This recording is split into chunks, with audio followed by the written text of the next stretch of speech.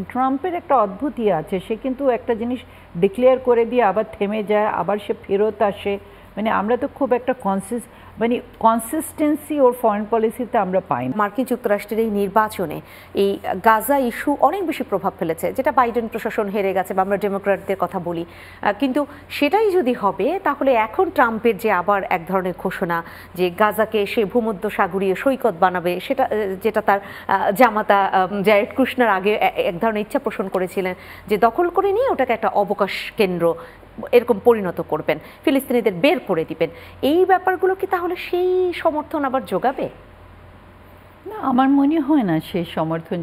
এটা তো ethnic cleansing না, আপনি একটা জনগোষ্ঠীকে তার জায়গা থেকে আপনি ছেড়ে দেবেন। আর এখানে তো ফিলিস্তিনিরা, ওরা তো অলরেডি বলছে ওরা যাবে না। আমরা মানে ওরা মানে ওরা ওখানেই মারা যাবে। দেখেন, ভূমির প্রতি কিন্তু মানুষের একটা অন্যরকম থাকে।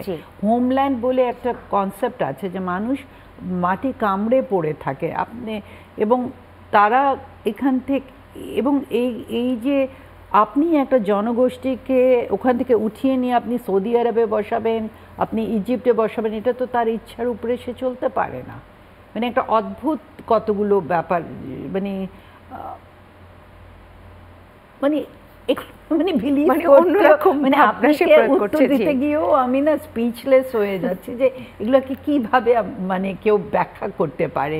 যে আমার যা খেয়াল খুশি হলো, আমি ইনফ্যাক্ট একজন সেনেটারের কথা শুনছিলাম যে বলছিল যে আমরা নেরোর যুগে বাস করছি, এরকম একটা সময় আমরা ফেরত গেছি, যে যা ইচ্ছা তার মানে যে নেরো কথা বলছিল। সো আমার মনে হয় যে এগুলোর ব্যাকল্যাশ তাকে ফেস করতেই হবে। It can't just continue like this জিনিসগুলো।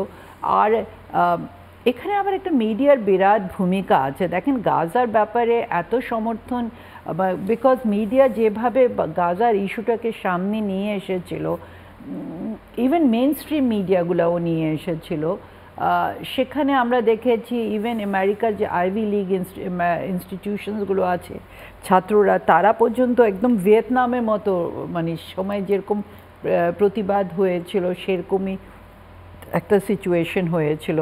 সো আমার মনে হয় যে তখন ওই প্রতিবাদগুলো আসবে। এবং ট্রাম্পের একটা অদ্ভুতই আছে, সে কিন্তু একটা জিনিস ডিক্লেয়ার করে দিয়ে আবার থেমে যায়, আবার সে ফেরত আসে।